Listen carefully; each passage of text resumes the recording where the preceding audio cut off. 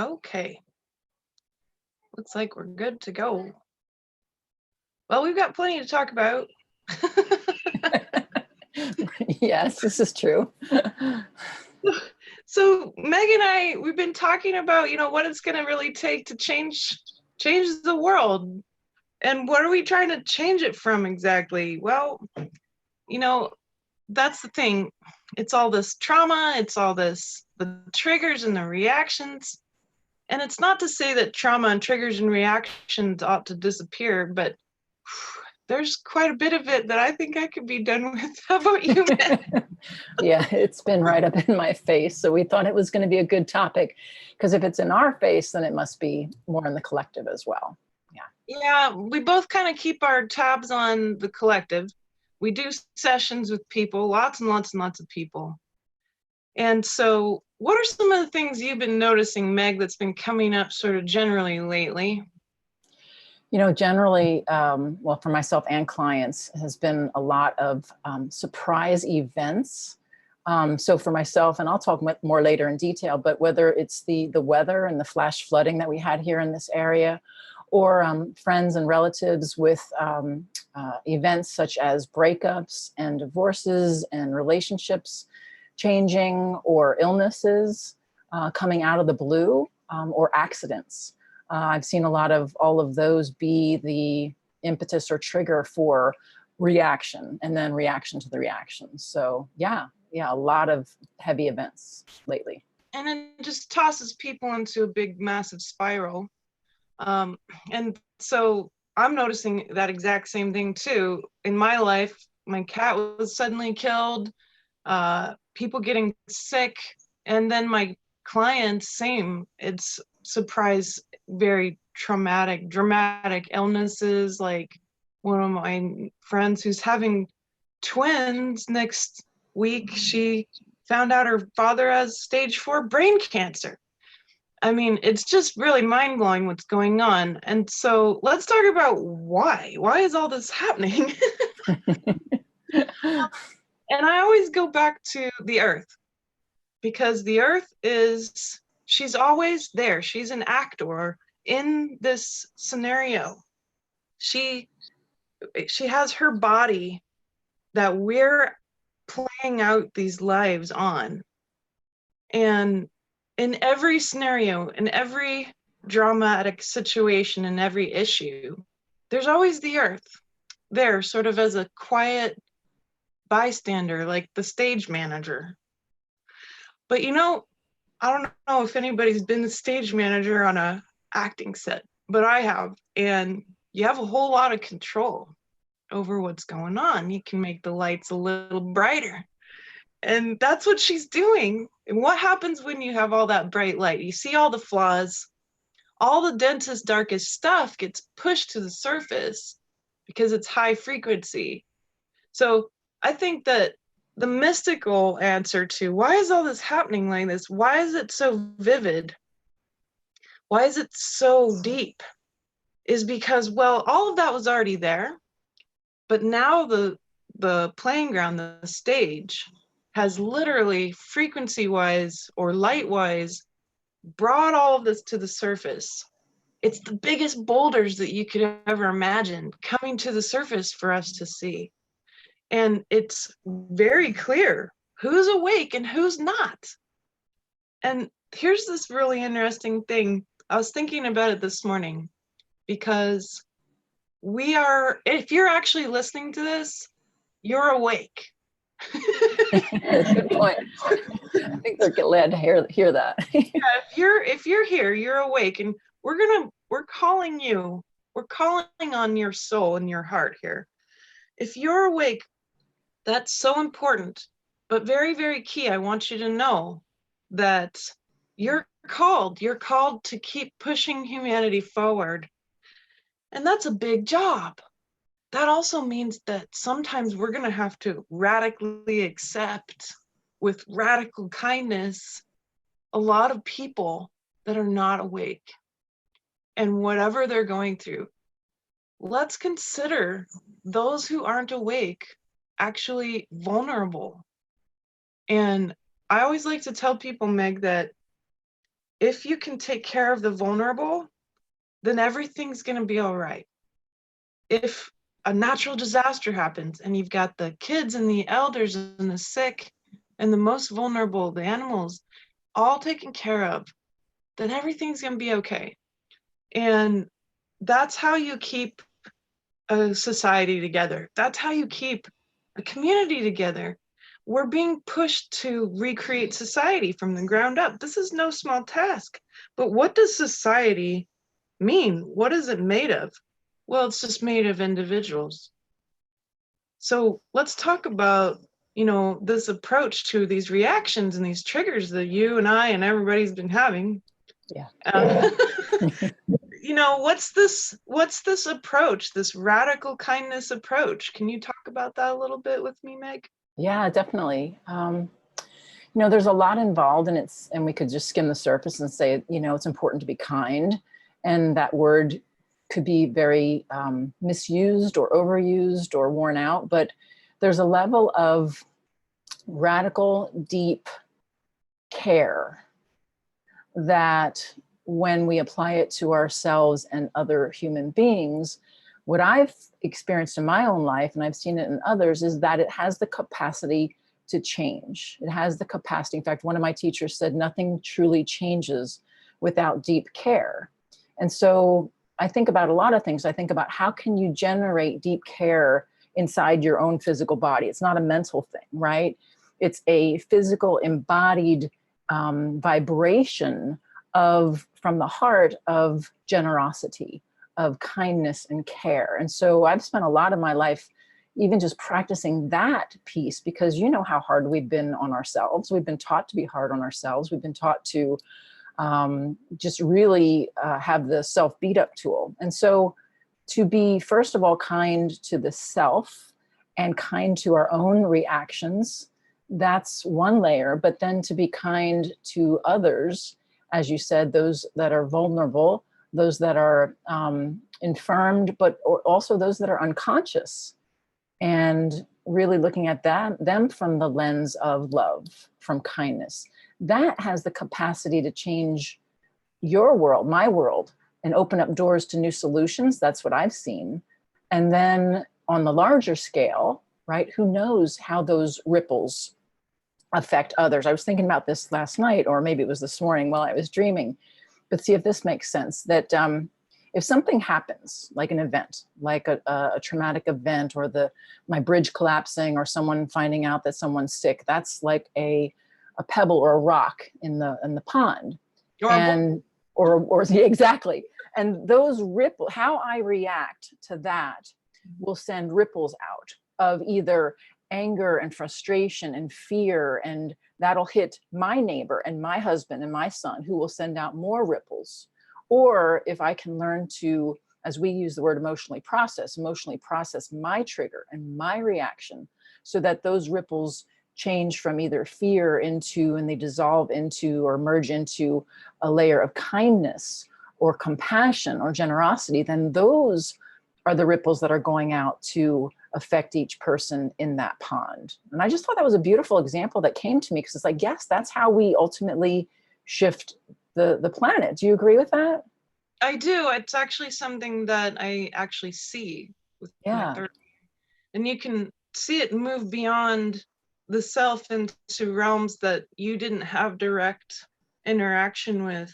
Yeah. Have no doubt that your energetic self, the soul body, the energy body, the psychic body, is incredibly powerful.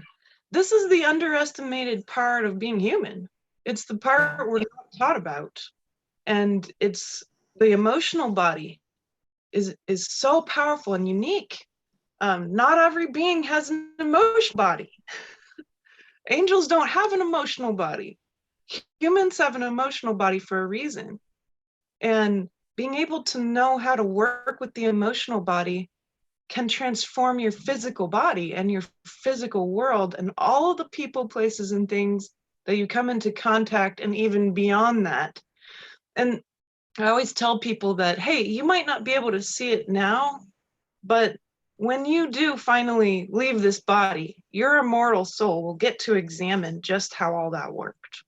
And that's something to look forward to. But in the meantime, while we're in it, just trying to notice it, just being in a self-assessment, noticing your triggers, noticing your reactions is the first step. Just being aware of it, right? Awareness is such a simple yet profound shift to be in witness of your own emotional reactions. That's the very, very first step. But the approach is so kind, and I love that it's about caring. And for those of us who have a hard time caring about ourselves, those big worthlessness programs that get in the way, and hey, I relate.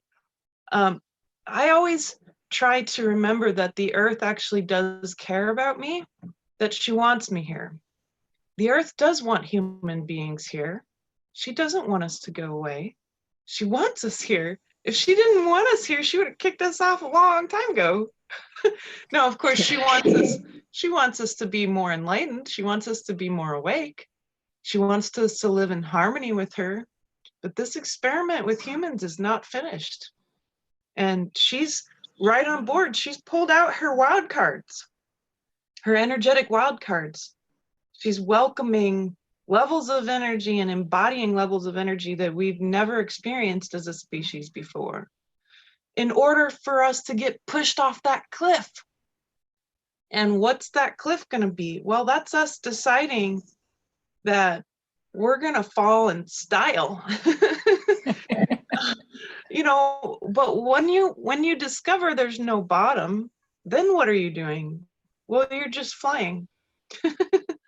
There's no bottom of this cliff that we're jumping off of. It's the edge of consciousness. We're pushing the envelope. It's not comfortable. We're all here for a reason.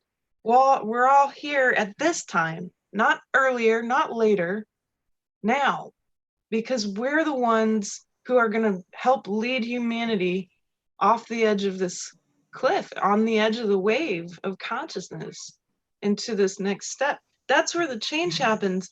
But it doesn't happen with us fussing with our family or our friends or the people around us. No, not at all, actually. I would say it's inside first. And let's talk about how that works. How come changing and healing yourself actually helps to heal the people around you and the whole world exactly? What kind of comes to mind, Meg, when I say that? Well, I love that question. And that's the one thing I wanted to make sure that we did talk about, because it's, you know, it's said, oh, change yourself and change the world. It's a good like mantra or slogan out there, but how does that really happen? And the question, I guess, for the listeners is, do you really, truly believe it? You know, and I feel it in my heart. And then sometimes I doubt it myself. But for example, this is a really minor example, but we have good examples more coming. But this morning, right now, as I was about ready to get on with Elizabeth here, I just told Elizabeth that I couldn't find my makeup case. And something as tiny as a makeup case, I'm like, I watched my mind go off into, oh shit, I left it in Atlanta in a hotel. I need to call the hotel. Oh, and then all the patterns come in of like, oh my gosh, I don't look this way. And I'm like, okay, so this is a pure example right here, right now, that my life is delivering for me, for this message for today. Life is giving us right in the moment what we need to work on. And so using my own tools of softening and welcoming and accepting allowed me to shift so that I can come to you with a different energy and a different message, right? Otherwise, I would be all in my head, contracted, and you know, maybe there's still a little bit on there. Let me get it off.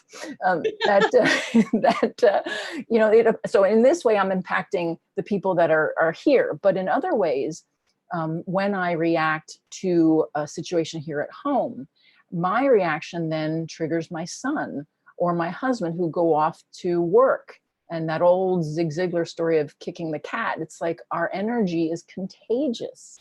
And maybe you've seen that, you know, those who are listening, you've seen that in your worlds too, that when you shift out of anger or fear, that's just as contagious. And so one person at a time, one ripple at a time, we affect other people's energies. And I also wholeheartedly believe from my own experience that how I see people, the lens that I see them through, allows them to be a different person. So it's not only just how I am emotionally, but how I visually see people or feel into the soul of who they are, that allows them to grow into that. Does that make sense? Yes, it does. I really love that, the contagion. Let's make all this joy and welcoming and radical acceptance contagious. Right. Right. Yeah. I feel you. So for me, like this real raw example, waking up in loads of pain, and some people know I have this weird disease called Ehlers-Danlos syndrome. And so I don't really know exactly what will pop me into pain, but it's always a full body experience. And so physical pain, I'm at a level 8 at the moment, and you wouldn't know that necessarily, but that's the thing. It's this radical acceptance of even that can completely transform an energy. Now I'm not resisting it. Ooh, that word. I'm not resisting it. I'm letting it move through me, and I'm turning it into light. So I treat my body as a generator of whatever energy my soul core really wants to bring to the table.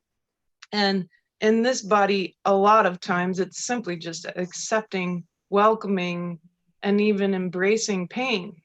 And so for those of you that suffer with the physical part, just to know that this is something that is very precious, because energy is, that's all it is. The pain is simply energy. What will it turn into? Will it generate frustration and resistance, anger, addiction? Or will it generate love? Will it generate light? Will it just be pure energy? Can you welcome that level of pain and let it move through you and actually affect the people who witness you, who are around you? And can you let it turn into something beautiful? Can you cultivate that radical welcoming of and acceptance and kindness to your body who's suffering? It's not my soul that's suffering, it's my body. And I'm not my body, I'm in the body. This body suffers for a lot of different reasons. Some of them are mysterious. It's a mystery why the full moon seems to make me full of a lot more pain than normal. I have no idea. What a strange thing. So, but then I know, okay, full moon time. I know that this is going to be a time where I can generate more light. So this is that welcoming that is so incredibly radical. We're not taught to do that. We're taught to do the opposite, resist it. Oh, you feel bad. Well, avoid it.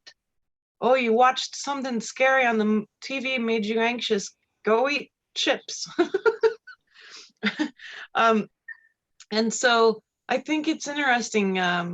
We were just talking about earlier how when we watch stuff that's violent or whatever, that the lenses of the eyes actually don't regenerate.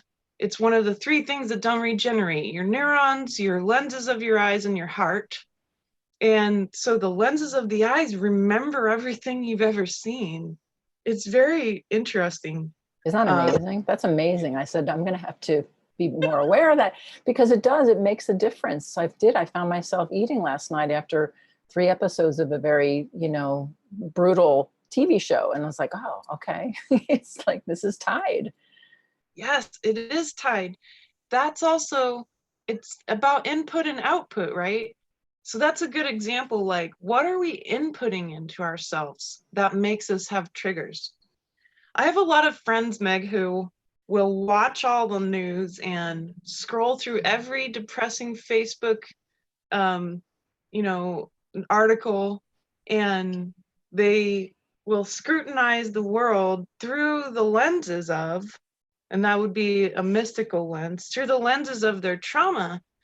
And then they're causing more trauma to continue to compile by actually welcoming in all this negatively spun news that's only a facet of reality and not the whole picture necessarily. Is the whole picture beautiful? No, no, that's not what I'm saying. Right. But what I'm saying is you're kind of subjecting yourself to building up even more and more calluses of trauma. And the other way is true too. If you're inputting all of this, what reactions are you outputting? That's how the world works. It's input and output in nature. It's input and output. Sometimes the results take a while to see when you're inputting lots and lots of light, right? And you're like, it's been a week. How come I'm not seeing anything? Right. You know, be patient because you're cultivating the ability to retain more light. And that's really what Meg and I like to help people do. We want to help you cultivate the ability to retain more light so that your output, instead of the reactions being ripples of anxiety, anger, despair, trauma, and pain, then what other ripples can we put out there? That's radical change right there. If Yeah. in anthropology, if you want real change, you got to find the gatekeepers. You got to find the people who are being called from their soul and their heart to watch after and just notice and be aware of the vulnerable. Meg, I would love you to share the story about the bridge and what happened with your husband and what you realized. Because Yeah. you talk about the vulnerable thing, and then it really struck home at that in that Yeah. dramatic moment. Yeah, there's and I told my husband in advance, I'm throwing you under the bus. No, no, he's like, he's fine with that. It's long story short, and there's a lot of pieces to this story, but if you follow me on Facebook or if you've seen any of my videos, that we've had some flash floods here in our area. And we have a bridge that leads from our property out to the main street. And there's about 10 houses that are back this lane. And so everybody has access to the main road via this lane. And the floods were so bad twice so far. Twice the bridge has been washed out simply because the water coming down the mountain made the whole bridge collapse. The first time this happened, my husband woke me up about 6 a.m. and said, Meg, you got to come out. You got to help me. I got to get out to work, because his main thing is supporting his family, getting to work. This is what he cares about the most. So it's so understandable, right? So we're trying to put pieces of wood down to get out of the lane. And it didn't work. We could not get out of the lane. I'm like, why don't you call your mom and I'll go ahead and I'll contact the rest of the people on the lane, because I had remembered from Elizabeth's preparedness seminar and when you worked with your dad, that one of the things to do in a situation like this is to take care of the vulnerable. And what came to mind for me was a gentleman who lives about 3 houses up who has cancer. And I know that he needs to get out for chemo treatments and things like that. And so it was in that moment truly that I realized the difference between taking care of self, like self-survival, puts us more in panic, right? And like my husband just was in self-survival. I got to get out. We got to break through our fence somehow. And that was fine. And I wanted to make sure that we got him to work. But I realized that by taking care of the others on our lane, what I was doing was I was actually aligning myself with the soul of me, right? That was being more generous and more kind and more aware of the rest of the people who needed to be taken care of. So I walked up and put notes on cars. The next time this happened, I got a list of everybody's names and phone numbers on our lane so that I could be the point person to text people when the people were coming to fix the bridge, because we were all under a lot of stress. Because every time the clouds got dark, it would be another, like scare, because it's like, oh, and it came very close to our house. And so me personally, I had to process a lot of fear around, will our house be okay the next time this flash flooding comes? So the sheer just like the intention to be aware of others and to take care of those that don't know what's happening, because I was the only one that could see what was happening because we're closest to the bridge.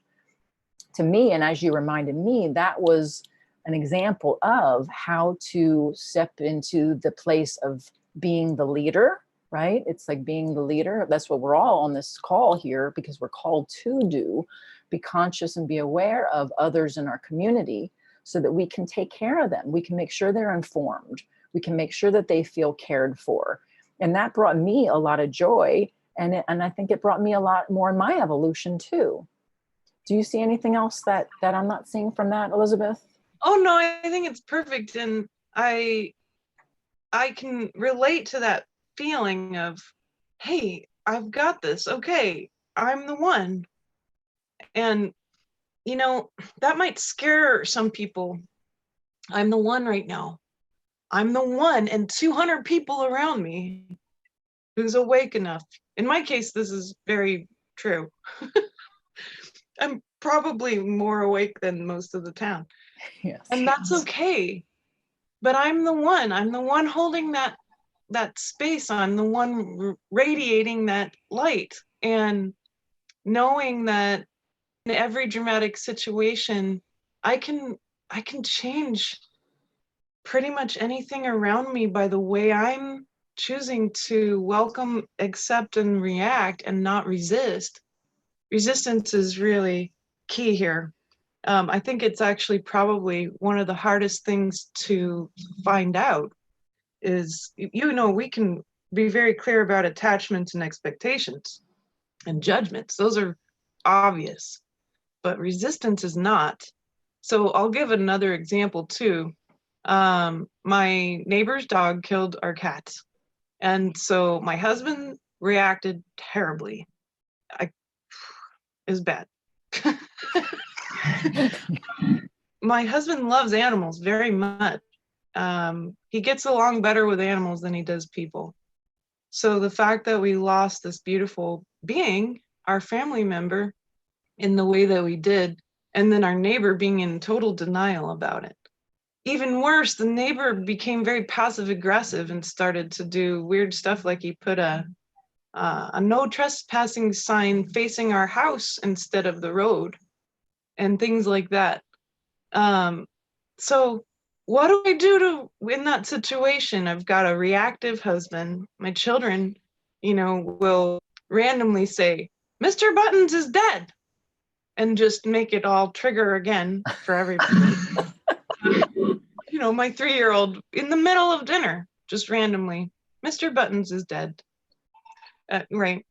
And little kids, that's how they process, right? They say what's on their mind. And here's Drew trying to forget about it. And so that doesn't help. So, okay, so this is interesting, Meg, because of course, right? Divine timing and everything, especially for these calls. So I did not react like my husband did. I saw immediately that everything was going to spiral out of control if I had a big, huge blow up reaction. So I tried to make amends with the neighbor via text. That didn't really work, and that's okay. But see, there's that level of acceptance. Well, that's okay. He can just be what he is. Am I going to completely change him? No. But my reactions will either make that worse or they'll make it better. If my husband hadn't reacted so badly, that sign might not be pointing right at our house at the moment. And so Drew cultivated more reaction by being in reaction, right? So I helped him notice this. Again, radical kindness, radical acceptance of Drew and his reactions. Hey, I understand why you went through what you did. Can you welcome the loss? Can you welcome where you're at now? Can we welcome where we're at? And he was able to process his feelings. Okay, so fast forward to yesterday. Our other cat was missing for 2 days. And I grabbed Drew and I look him in the eye and I said, if for some crazy reason And he looked at me, he's like, I know, I'm not going to react like that. I promise. There's radical change, man. Like, I was just like, if for some crazy reason this is the case that our other cat's deciding to check out, what needs to happen is, and I don't even have to finish my sentence. Yeah. Radical, massive change immediately. He was calm. He was stoic. And those are not always words I use to describe him. Yeah. It's beautiful. All it took was me being able to radiate that space of, okay, everything's going to be okay. Yes, we lost our friend. We're going to grieve. We're welcoming the grief. We're welcoming our frustration, but we're not going to project it out or cultivate it in the world around us. And so turns out our cat was fine. He just has a very weird hiding place that we didn't know about. So the beauty of that, though, to watch my husband go from, being usually at 100 with that kind of stuff to nothing like that, totally calm and stoic. That's what I'm talking about. It seems like a really minor example, but in my life, it's huge. Yeah. Because it's just a good measurable example of how I was helping to cultivate that sense of light and acceptance in him. Only by witnessing and noticing my own reactions and triggers, welcoming them fully so that they dissolved, moving into a state that I wanted to cultivate, and then making sure to meditate on it regularly in order to ground it in embodiment. So then I don't have to think about it, I am it. Yeah. That's the process we're talking about. Anything to add to that, Meg? Yeah, it's a huge and very important example, because you're not talking about, well, you're talking about a lot of things. And I'm seeing the parallel between my example too, because you were able probably in that moment to process a lot more quickly because you've had years and years of processing. Yeah. So it's the practice of being able to process, and then stand in that light so that it reverberates out, and probably talk to your husband in a way that wasn't triggered by his trigger. Because that's the second layer there too. Right. Because if you, I mean, I know this, if I make my husband wrong, if I shame him, if anything like that, then he gets more in, he pulls in and he doesn't listen to what I have to say. So I have to cultivate my own non-judgment and non-trigger in order to speak in a way that's loving and kind and caring and welcoming, because we all have different triggers. This is the whole thing, right? That my trigger, I might be very, very triggered by one thing and my husband may not be, or my friend may not be. Right? So we can't judge other people's triggers. It's what's theirs to be up for processing. And in my case, I was curious why I was so afraid of the weather. I mean, every time the clouds came, I felt my whole body go into like a tremor, because standing there and watching the waters come down over the mountain and get closer to our home, I could feel in my body the reverberation of trauma. And so it was incumbent upon me then to practice everything that we are speaking about and teaching, to take this weather drama situation to my cushion, to my meditation cushion, where I could sit and really feel into what is the attachment. You know, for me, the attachment to, wow, I didn't realize I was so attached to our house and our property and the way things are, right? And I didn't know I was so attached to the safety. And so I had to really welcome that fear and feel into, was this even a different lifetime? Is this in my bones? Is this ancestral? And all the things that we're going to be talking about on our longer class, how to actually take care of the frozen child inside me that was terrified that we wouldn't survive another storm. Yeah. And so that's the work that I had to do to even be able to go talk to my husband and the neighbors. And I think, and I don't have, I mean, this is the tangible evidence that you talk about, but perhaps my reaction led to us getting the bridge fixed faster than we might have otherwise. And also we got a quote to have it be $10,000 or $20,000 to get it fixed on our own. But it just so happened that The water authority took responsibility for the lane. They do own it. But a lot of other people were saying, oh, good luck with them. You know, they're going to be forever. I got the guy on the phone. I was so kind and sweet to this guy and so appreciative. And he kept me posted with every like movement. Oh, we're not going to be there today. We'll be there next week. And I was just so filled with joy for them to be in touch with us this way. And I sent that message out to our neighborhood, and it's fixed now, but it's just such a great example of how we can train ourselves in advance to know how to process our triggers and our reactions and our attachments by going inward and softening and really, really accepting what's happening, because I couldn't fight Mother Nature. I mean, I truly had to surrender too. When every day I look at the sky still, I'm like, oh, what's my level of trauma in my body today? Let me surrender to that. So like the same thing, your cat was missing. It was a little trigger, tiny, tiny one. It's like, oh, what happens if? So I think it's beautiful. Yeah, it's so interesting. And you and I have been very blessed to have lots of time and hand-holding to get through the learning and the practice of this, to get to this, what we might call like a lifestyle of light. Yeah. I really like to call it a lifestyle of light, because I'm not ever stopping cultivating, retaining, radiating, being conscious of light. What is light? Well, light is power. Light is information, it's power, it's intelligent, and it's a living part of us. It's the measurable part of source. So our bodies literally release photons. It's a literal thing. We can make more light than you can even imagine.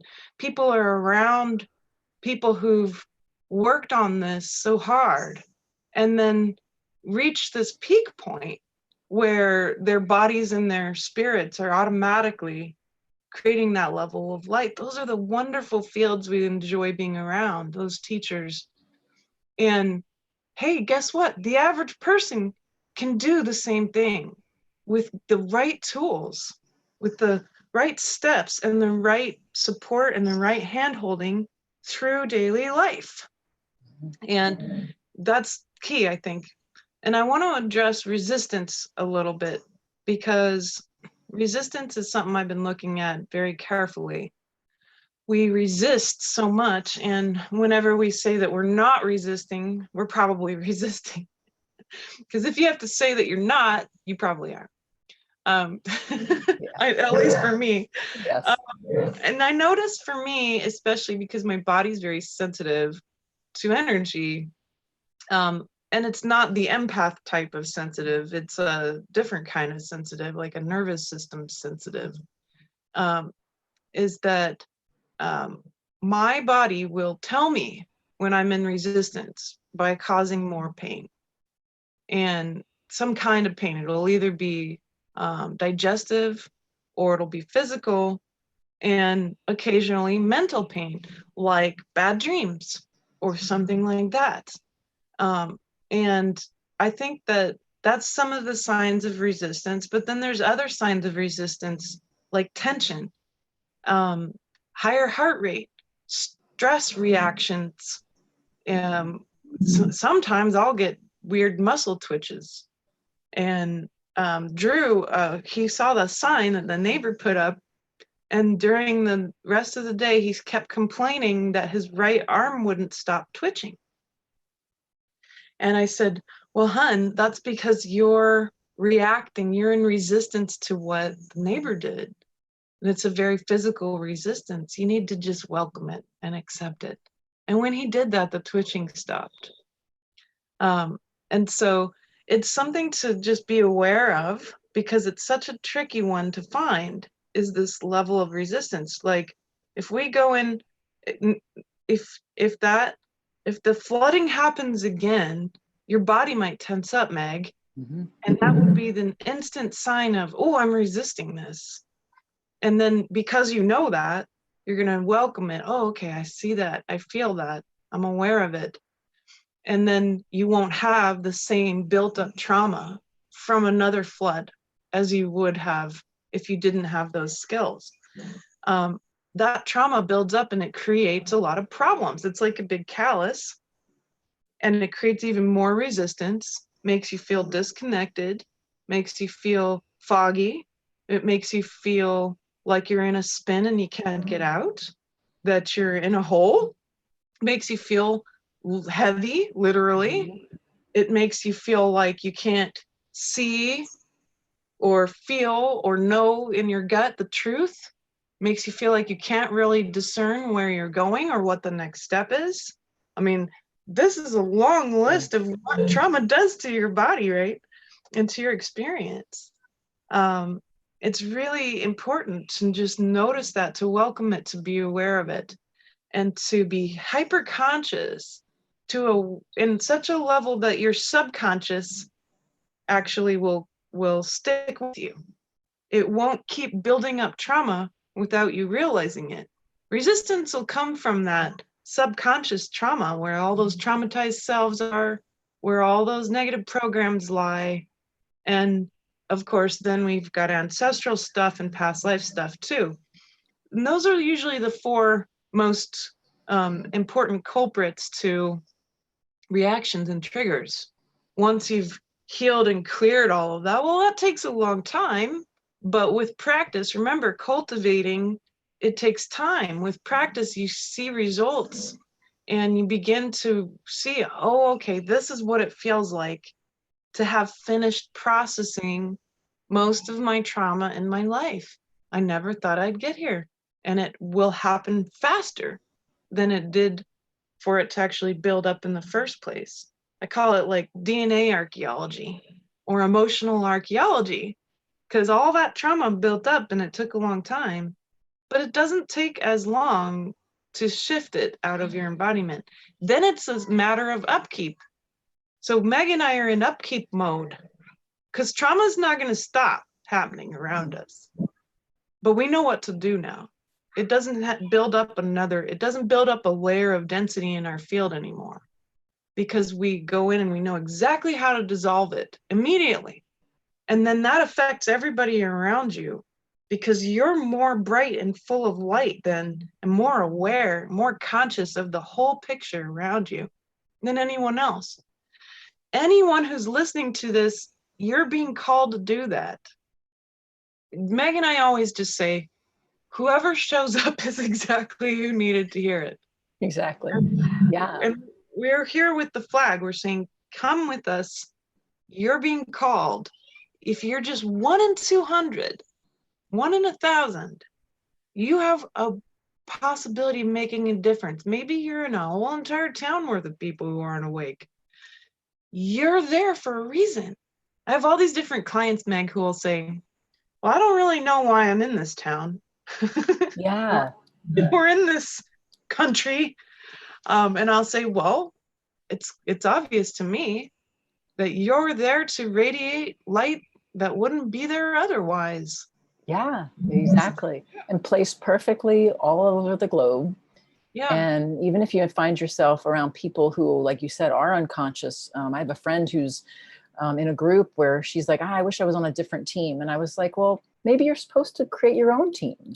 Maybe you're supposed to be the light. And that's what I would say to everyone here as well, which is, whoa. So you and I talked about this, and see if this makes sense, that, the old analogy of putting the mask on yourself first before you tend to your child.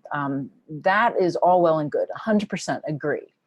And I think there might be a lot of people on this call who are the providers of the air, shall I say, so that we don't have to wait for others to take care of us anymore.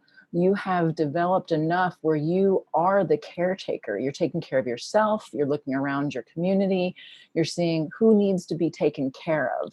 I'm handled. I got my oxygen on 24/7. I know how to handle my own reactions. Let me go and be of service to others. Because I do have a lot of clients who are healers and energy workers and things like that. And yes, we'll all keep doing work, and we'll all keep working on ourselves. And my sense is that so many may be waiting for the permission slip or the green flag to go out and make a difference or start something in your community. It doesn't have to be big, right? But it feels like there's so many more people who are ready and hesitant because life has to be perfect. Life is not perfect. In fact, Lucia emailed me the other day. I think a lot of you know that we study with Lucia. And she said, Meg, fear never goes away. Fear doesn't go away, at least for me. Because I was like, oh, when's the fear going to go away? It's like, it doesn't. You know, the triggers don't go away, but they're different and we walk through them differently. Yeah, that's true. They don't go away. That's the upkeep part. It's Yeah. meant to go away. The human emotional body is the one most important thing that helps us to advance as souls. So our emotional body is a blessing. And it's such an important way that we advance ourselves in these lifetimes. It's so key. And I can't put it on a pedestal enough, because especially as someone who's experienced extreme trauma, and saying, look, the fact that I experienced that now has given me a chance to transform in ways that I never would have if it was easy. That's really important. And so helping you all be able to get to this point, to the point where you're this aware of and able to function.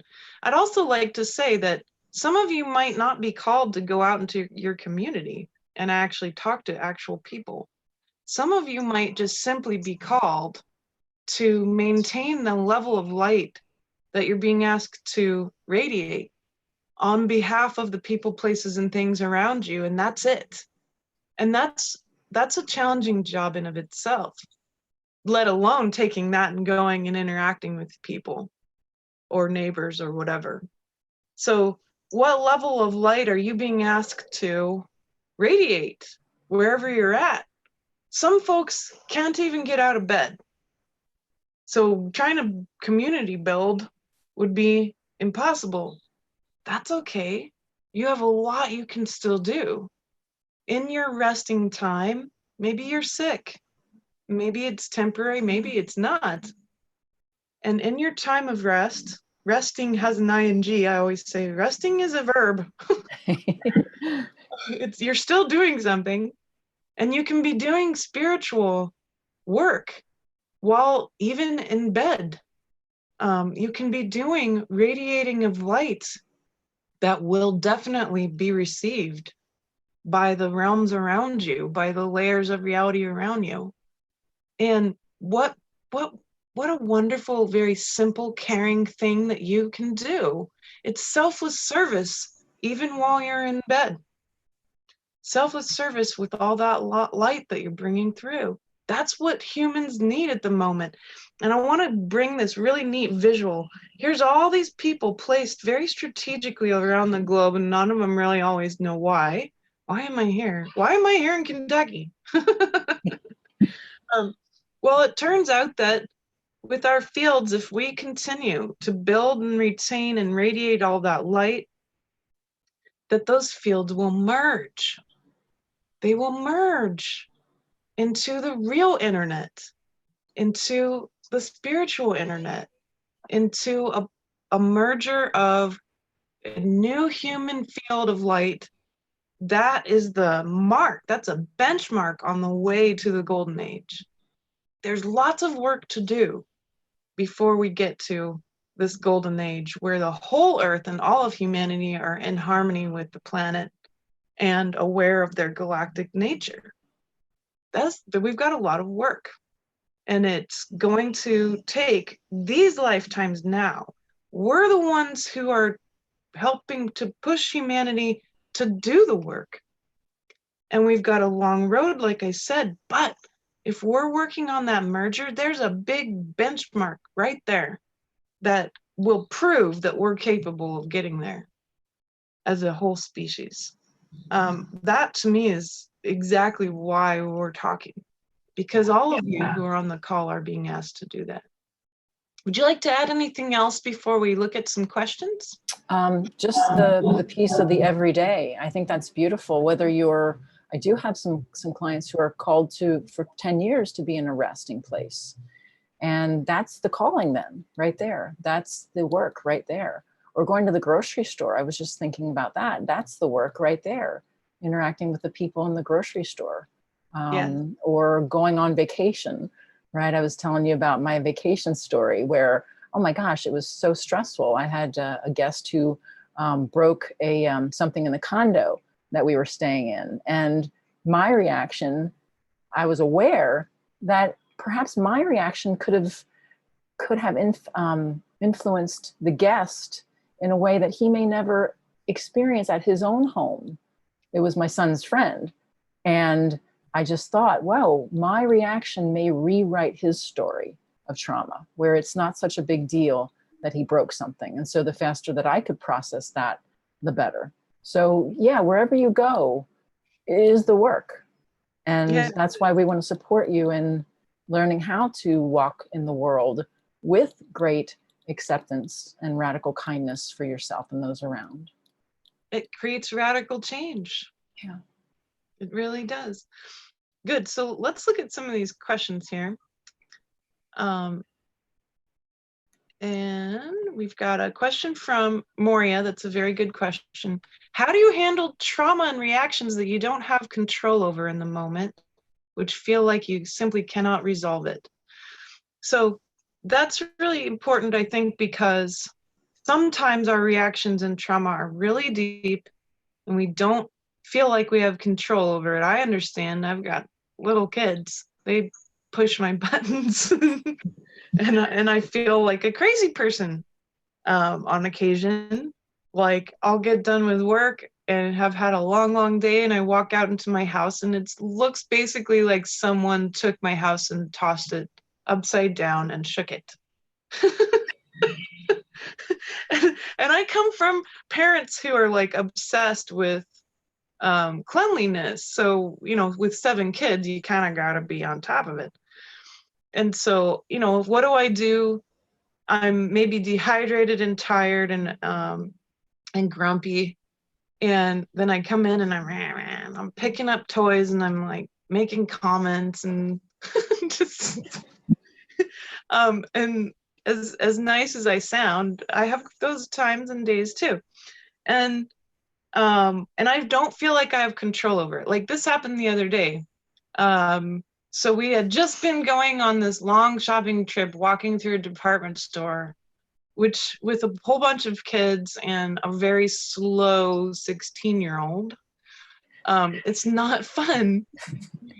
And then I had to sit in the very, very back of the car because my son is learning how to drive.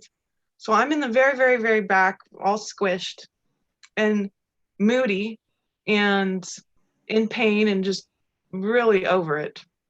And then we have a half-hour drive to get home because we live in the boonies. So by the time I get out of the car, I just want to strangle something. And and so I get into the house and of course instantly my children break something, like some toy that I bought them or something. They break it immediately and I just lose my shit.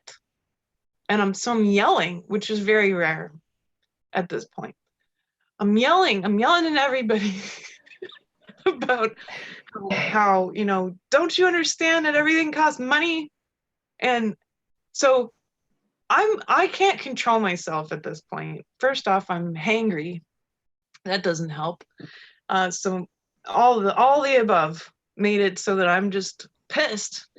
So I really can't control myself, and this makes my son really angry. And he's like, "Mom, stop it!" And he's like mad at me, and he's getting really pissed. And Drew's telling me to stop it, and the kids are all telling me to stop it. And I'm like, ah. And so I realized, like, I feel like I can't control myself. So Moria, my answer is, look, we all have that.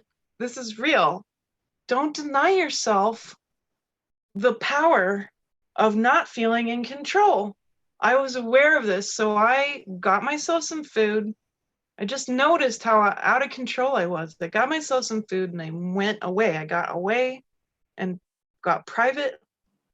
And I said, where is this coming from? Why am I so angry exactly?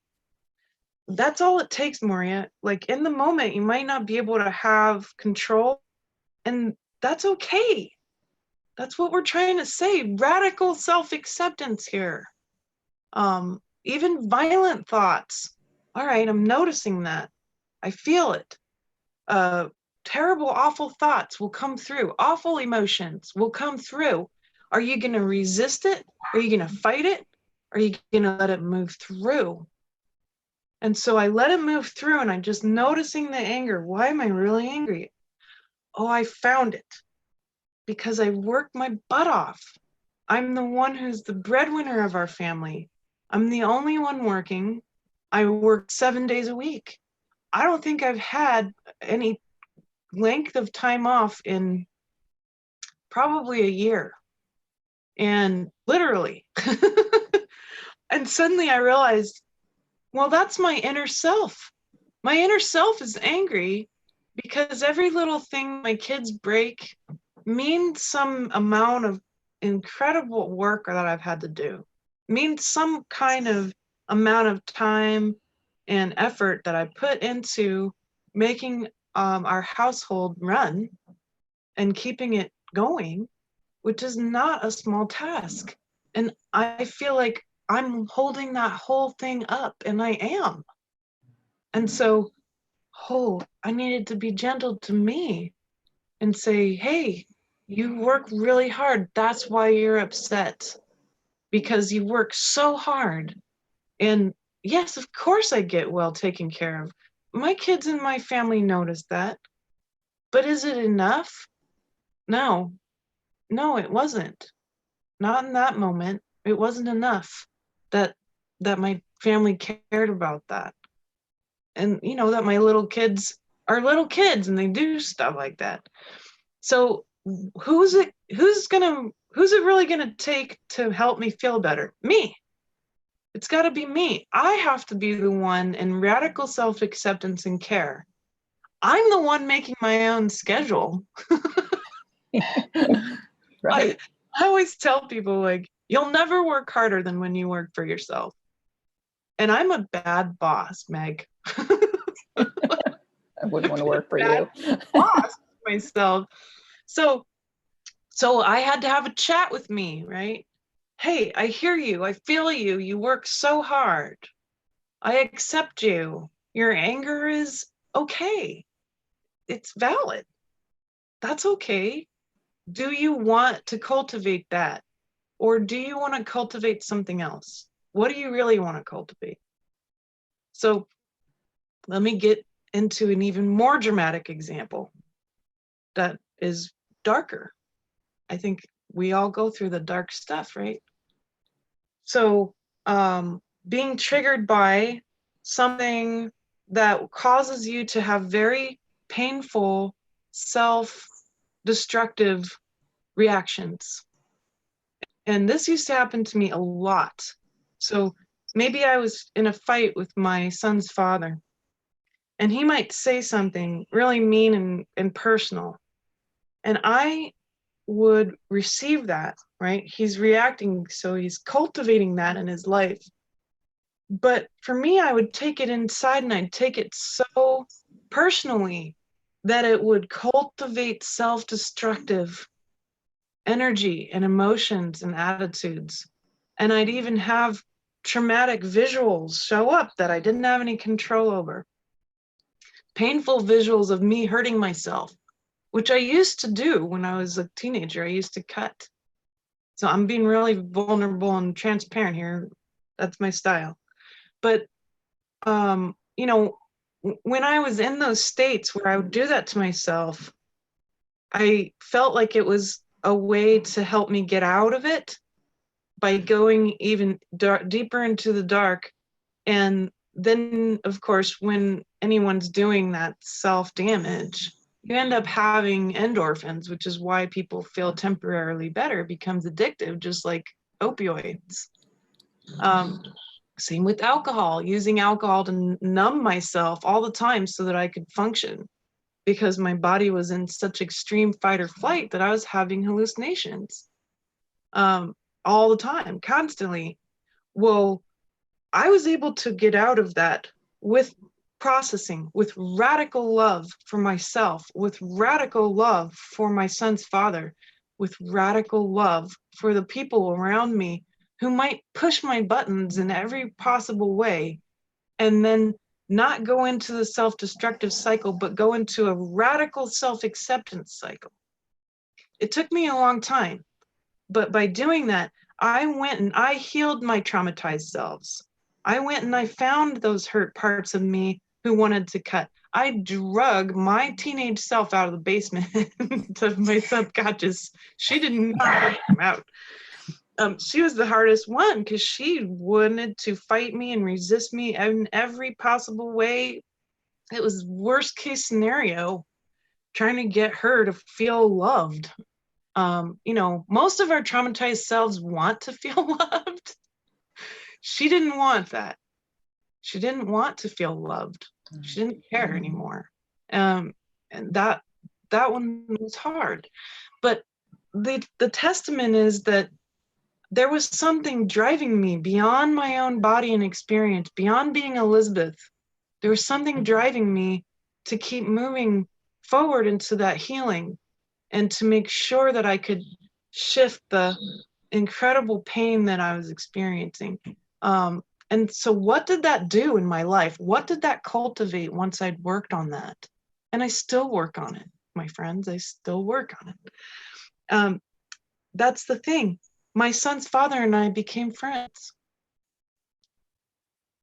All the people in my life who needed to drop out, they dropped out. All the people who didn't and needed to be around that new light, they're still here. My relationship with the people who traumatized me the most has completely transformed into something that is incredible and beautiful. That's possible. It is. And going from literally that hell to being able to talk about it now without an iota of painful, traumatic energy behind it is like a million light years away. And I never thought I'd be able to do that. I really didn't. And Meg, you've been through the same stuff, but that's what it takes, right? Yeah. And it's interesting. I'm learning as we're doing these exercises of talking about this myself, because it's one thing to experience it inside myself, but then to share it in a way that really others can understand and it resonates with them. So I love what you said about the just the piece of the teenager, and really getting to know the inner aspects of ourselves and what they really truly want. And what I'm learning too is we use this word emotional processing, which you and I joked around. It's like, well, that's kind of like, that's really non-personal. But what I'm really seeing is how incredibly generous it is. And that's the reason that we've used these words, radical kindness, is because it's not ripping something apart and analyzing it mentally, not at all. It's about coming towards these stresses and traumas and triggers. And what's more generous and kind than coming towards something, becoming intimate with it, right? For me, this isn't very traumatic or dramatic, but this vacation that we just went on, it was really stressful for me after the incident of the glass breaking. Then my husband had a reaction to it and basically said he was going to come down and take the kids and make them go home. And I was like, no, that's not what we're going to do.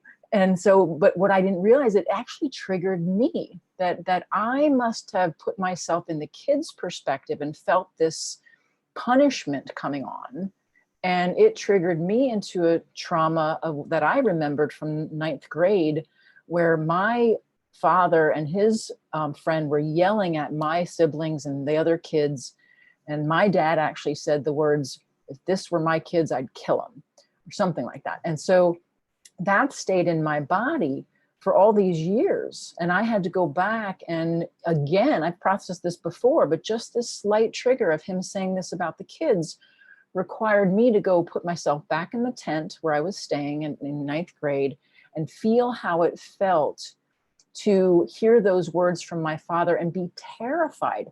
And what you and I learn is to go back and get that ninth grader or that 5-year-old and really, really tend to her with extreme kindness and care and hold her in my energetic arms and let her know that she's safe and that I'm going to take her to a new home inside my heart, inside this home here. And so even just at a vacation, I had this trigger where I had to go and sit during my own meditation time. It doesn't have to happen right in the moment of the trigger. You know, we're not in control, like you said, in the middle of a trauma. But what I've noticed is that the analogy that I use for myself that I've learned in my clients is that if the trauma is a river, right? And we're in the middle of the river, we're being thrown about by the rapids. We're trying to hang on to a rock. We're trying to hang on to a boulder to get ourselves, you know, our head above the water. We want to make our way to the river bank. Because if you crawl over to the riverbank, you can get out of the rapids and you can start to see from a witness perspective. You can start to see, oh, that's why I was triggered by my husband's comment about the boys. Oh, now I can see. But in the rapids, I couldn't see it. I was in the trigger. I was in the process. So I have to be kind to myself. I didn't have any control until I used some tools. So it's good to have some tools in advance. I think that's the piece that I wanted to add, that it's good to have tools in advance, whether it is a meditation space where you know you can go and the energy's already formed in that room, where you can go and you can pull into the energy that's been there when you've been meditating for days and days before this, you know, like something as simple as leaving the space so that you can be in your own space, or having your own, you know, squishy stuffed animal or something just to bring you home, back into your heart, back into your body, out of the mind, because the mind is spinning. So I do a lot of breathing exercises and welcoming things into my body. We haven't even mentioned embodiment, but those are the things that I wanted to add, how important it is to have the tools in advance so that when the trauma comes, you know that you can go do something. Yeah, and so Moria is pointing out, you know, she's around this person who has a lot of entities on them. Oppression is something very, very real. And a lot of people around us are oppressed and have demonic stuff going on. And so, you know, what do we do when that person is gonna not never, but isn't reacting to any cultivating of light at all? And even worse, perhaps making the wounding even more painful. And, you know, Moria having bad reaction and then even apologizing for it, and the person laughing in her face and making it even worse and more painful than it was in the first place. Well, I want to point something out. That's not the soul of the person that's doing it. When someone's oppressed, that's what's going on. That person is so unawake about it that they're being controlled by something beyond themselves. This is something that's very real and measurable in our lives around us. Many people have this problem. And when we talk about density, that's an extreme example. So, you know what? Don't feed the beast, first off. The beast is pulling Moria's strings. The beast will pull my strings. The beast wants me to feed it some fear and pain and agony and stress. You name it. Every bad reaction I have is feeding the beast. And don't feed the beast. So you got to welcome your reaction in the moment while he's laughing in my face. Okay, I'm going to welcome my painful reaction so fully that it dissolves into light. And even more, I'm going to cultivate some unconditional love. There's no conditions for me to love that person's soul or even the entity. You know what that entity can't stand? Love. Entities like that can't hang out with love. They can't handle it. And they will do anything to make it stop. including push more of your buttons, because they don't want that love. It's the exact opposite of food to them. It burns, it hurts, because they're very dense. And love is pure, it's powerful, it's bright. Now, that's exactly what it takes to shift that situation. And of course, doing whatever you can to cultivate unconditional love. Is it easy? No, definitely not. We're dealing with some really dark stuff on this planet. Meg and I are trying to be as transparent and real and vulnerable about that as possible. Yeah. But that's the thing. That's the thing, is that, you know, my neighbor's probably oppressed. I don't go looking about that stuff necessarily. I know there's a lot of genetic bondage there, and he's continuing to fester in his own anger about our desire for him to keep his dog tied up or get rid of the dog. And so that festering, that's a sign of that oppression. It'll fester, fester, fester until it spirals out of control, until he's cultivating it in his life around him. A week later than him putting that passive aggressive sign up. Well, there you go. He's been sitting around mad at us for a whole week over nothing, over something that's his fault, and not the dog's fault. It's his fault. But he doesn't recognize that. He's not awake enough to the oppression and how it just gets continued in a cycle and magnified in his life. That's why all the people around him are sick. That's why his life is falling apart. And I told my husband, are you going to cultivate that? Are you going to let this fester? Are you going to let this bother you? Are you going to think of all the ways that you could get back at him? Because Drew was thinking about putting up another sign facing the guy's house. And I'm like, are you joking? No, this is not how we fucking. Of course, I didn't like get upset at him or anything. But in my mind, I'm like, all right, you don't get to go outside now. But it's like, all right, Drew, are we going to cultivate unconditional love or what? Just making him aware of it, right? Because I can't make him do anything. I can bring it to his attention, like I did yesterday. Hey, if some weird reason our cat's dead, what are we going to do about it? Are we going to react the same way or not? And that's your choice. And he made the choice. He was aware of it. He made that choice to let go of everything with the namer. He released himself of it by welcoming his feelings to move through. And I jokingly said to him, I mean, this is why people around here had feuds all the time. I mean, Kentucky was right smack in the middle, split between the Union and Confederate side during the Civil War. Families were fighting each other. That's the kind of energy that's here. And that doesn't go anywhere. That's built up in the DNA of the people here. And I'm watching it happen. So what are we going to do about it? What are we going to do about it? We're going to radiate unconditional love no matter what on our neighbor. That I can say, I love his soul. I love his soul.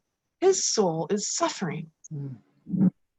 I don't have to like him and his body and his personality, but I do love his soul.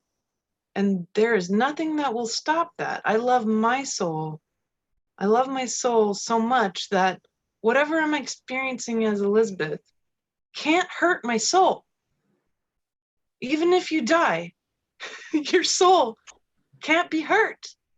Your soul is immortal. We're all being called from the soul level to do this right now.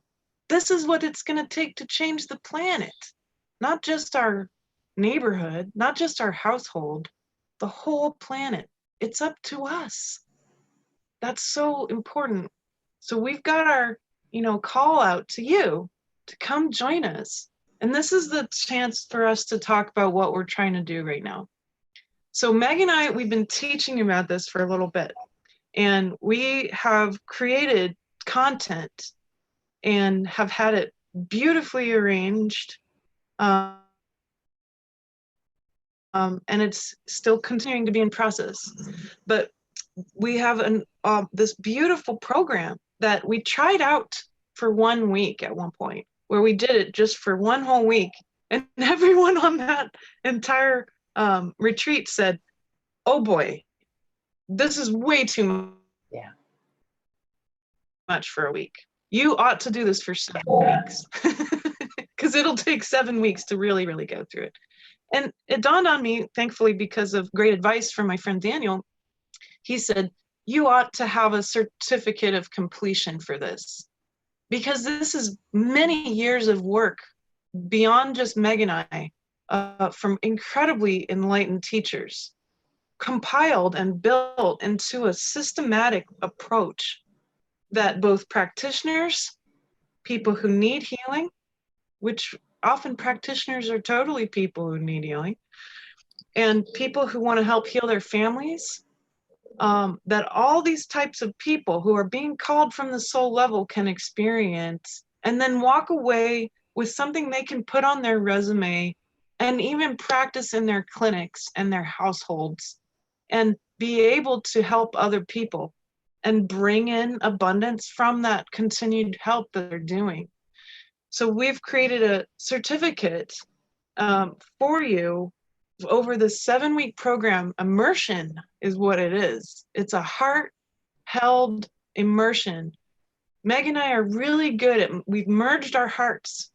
We create a heart space, and she and I work really, really well together because we're very similar and we're also very different. And we complement each other with that. And so we create this space for you for 7 weeks to go through all of these different processes in order, with great, easy, interactive content and videos and audios and written content and beautiful pictures to help you, that will help you with meditation. We've created this entire 7-week program now. We were asked to do it, so we did.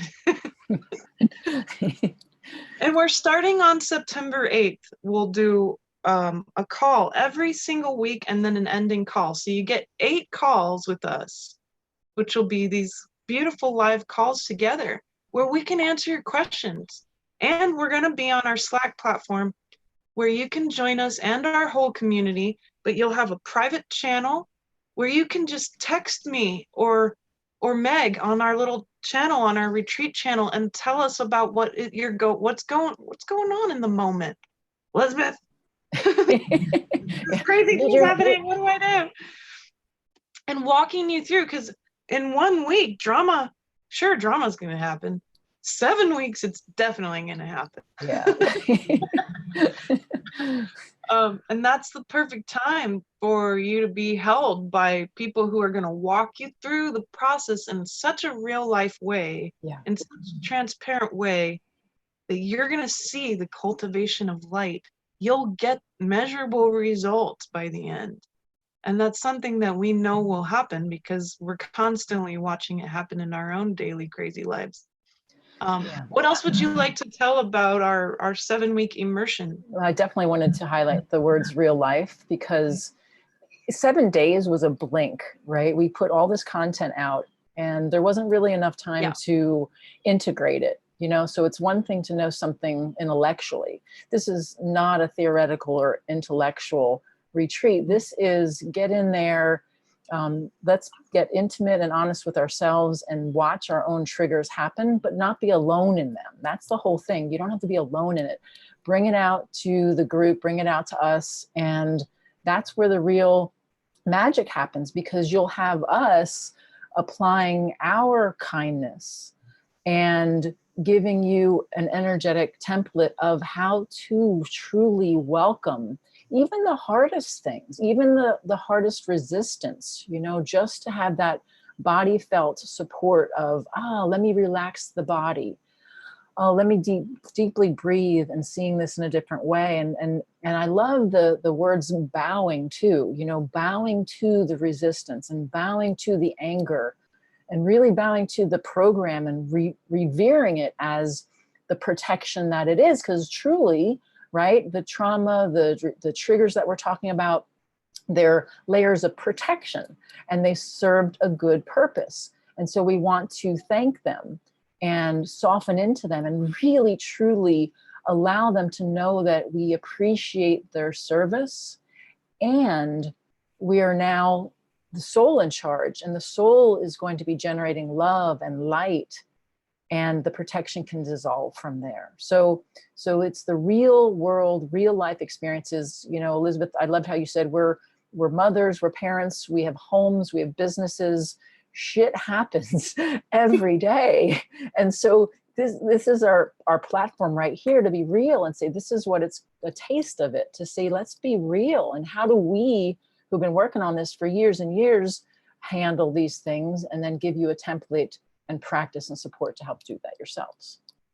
Yeah, and Meg and I just love doing this. I mean, I'm really excited about it.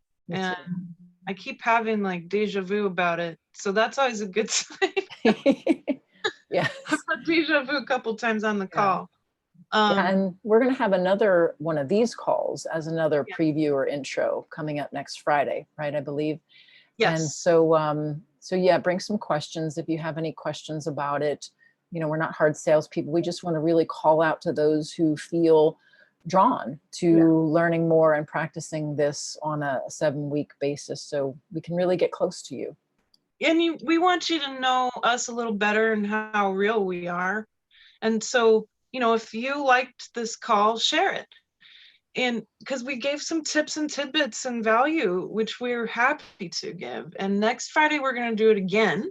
So come with more questions. If you've got more questions, just come and enjoy it. And the replays will be up on YouTube. And we'll be sending those out. But I just, again, creating this space of pure love and saying, look, we're not going to get up on a stage or a pedestal. This is not theoretical and academic.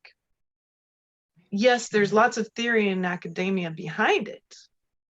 Lots of experience beyond Meg and I. Mm-hmm.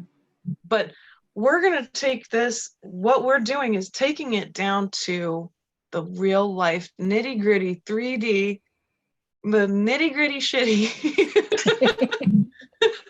of the 3D, and just being in it with you and walking with you. We're not light bearers that want to be 100 yards ahead and say, come on, come on. We're going to be with you with the flashlight. And we're like, here, turn your flashlight on. Yeah, we have our own unconscious stuff, you know, it's we do. It's there. So, we do. And it's very blessed. Listen, you know, if you're not sure if this is right for you, if you're like, oh, I want to do this 7-week retreat thing, I don't know, drop into your heart. Don't try to mentally suss it around or be worried about the money part, because we've got payment plans and we're all really flexible. We're going to work with you. If you really want to be part of this, let's work together on it. And just drop into your heart and ask, dear heart, is this right for me? Dear gut, is this right for me? Listen to your body. Don't necessarily use your mind to suss around if this is the right time and all this stuff, because it's going to be done on your leisure.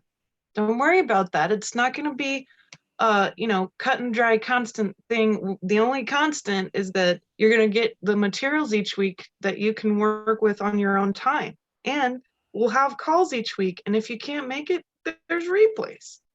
And there's lots of videos to watch and lots of audios. All of this is available to you on your own time. And as you're needing help, we're going to be there. We're there for you. We also have the option of just receiving the materials. We want this stuff to be accessible. We've done everything we can to make it as easy for you to receive this as possible, because it's so important. Last year around this time, I became hyper aware that people needed to understand how preparedness worked in a very 3D way. So I taught this 2-3 hour long, 4 hour long presentation that my dad always taught about preparedness. And it triggered a lot of people, because I was talking about how to manage when, you know, crazy things like nuclear fallout come. Like, I mean, really dramatic stuff. And it triggered people, fair enough. But here's a year later, I see now how important it is to, yes, that mindset's good and handy and it helps you out in the hard times, but there's the other half of it. The other half of it is the emotional part. These two things are not mutually exclusive. They are a combined lifestyle of cultivating light and preparing yourself at all times to deal with the crazy world that we're in and how it's healing through you. So this is the other half of all of that.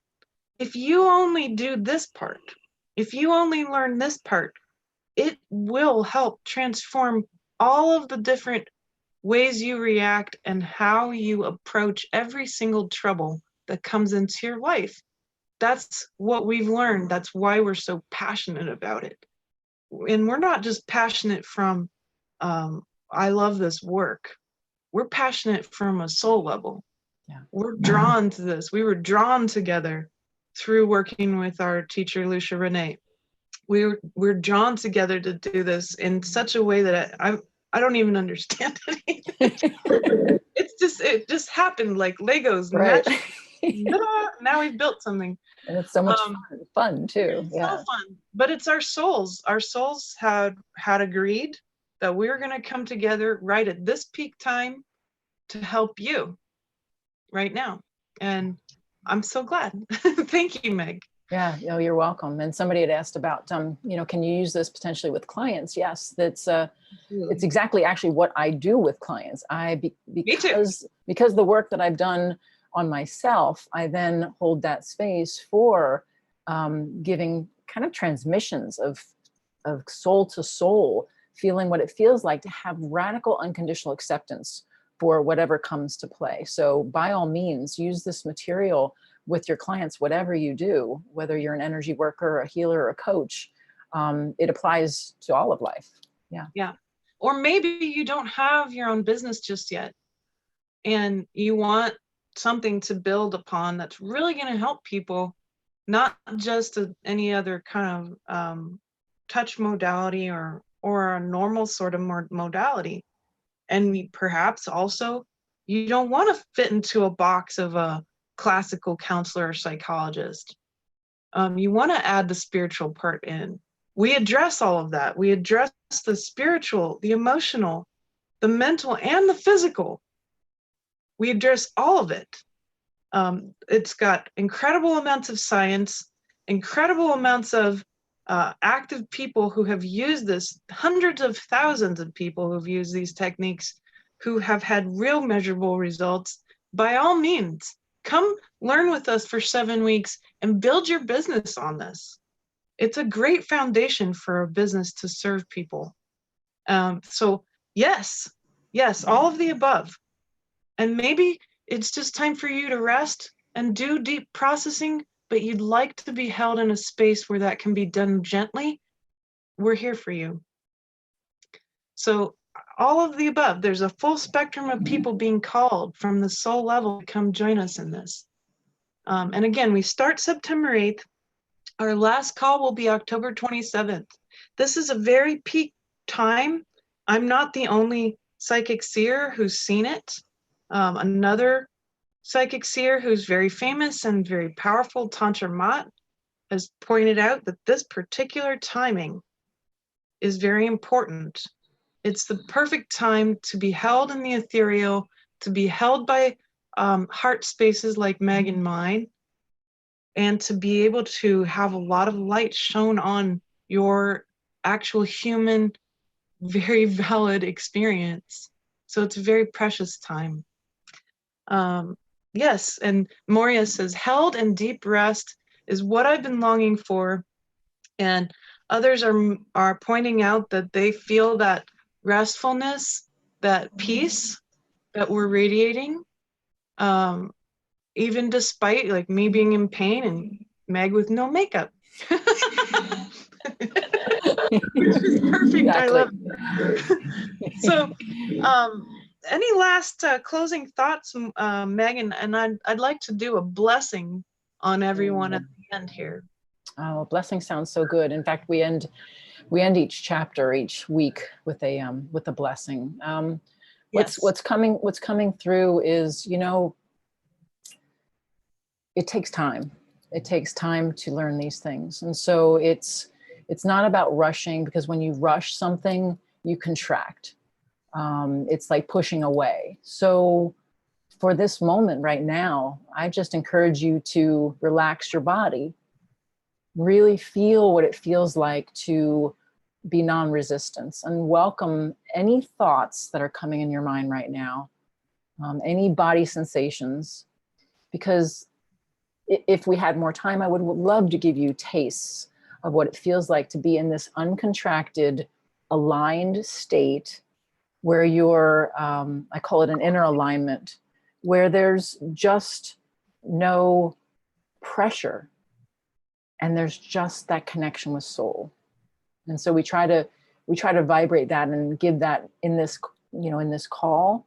But I also love to have others experience it themselves, because that's what drives me forward. That's what calls me forward, is to help others experience what it feels like to be in alignment, where you slough off and dissolve the traumas and the drama and the triggers.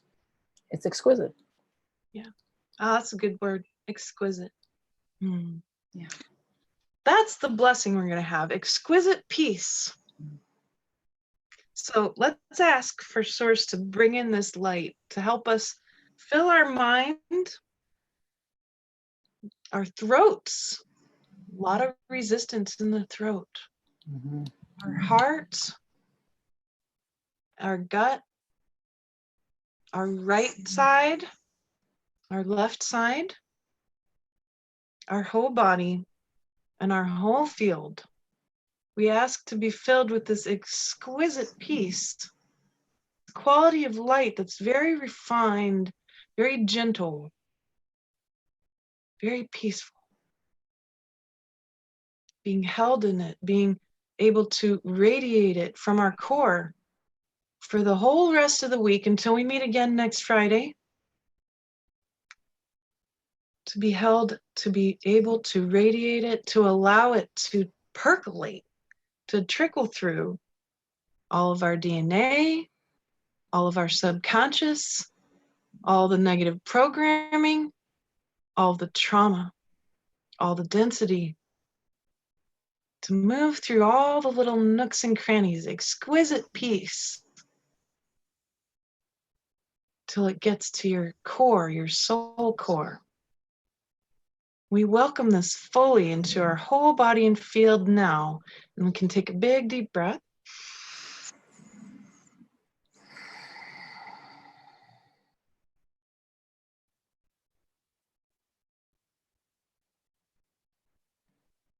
This exquisite peace is your divine birthright. That's what I hear. It's your divine birthright. It's who you are. Mm-hmm. It's who you are. To be a soul in a human body, to express, to be, to play in exquisite peace. It's beautiful. Love it. Thank you. Namaste, my friends. All right. Namaste. Hopefully we'll see you Friday. Next Friday, and we'll enjoy taking more questions. Yes. And we're all here for you. If you have questions about what we're offering, feel free to email me. My email is elizabeth@seerandscientist.com. And I've posted a link up in our chat about our project that we're doing, our immersion. And look for the replays. You're welcome to share this with your friends if you found it valuable. Please do. We're here for you. We're thinking about you, and we'll see you in a week. See you in a week.